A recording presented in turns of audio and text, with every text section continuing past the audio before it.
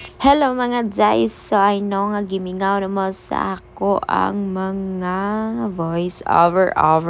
So pasensyahin ninyo no kay karon pa jud ta nagkatay mga jay kay medyo busy ang person mga jay no. So naray mi dani sa pandan mga jay kay nakauli ang akong mother dragon, the mother of the dragon of everything. Ha, sa daw yawan.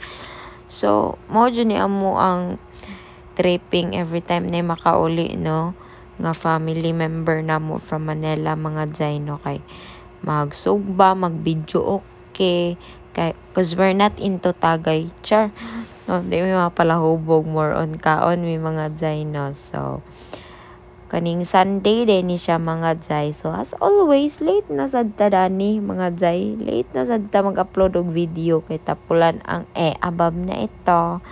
So pagpasensyahin na ninyo no sa mga gaabang-abang niya sa tong mga mini vlog. Sorry na god, galit ang inyong mother dragon kay wala good kapoy tapos busy na ikipang atiman nga mga important matters kuyawan.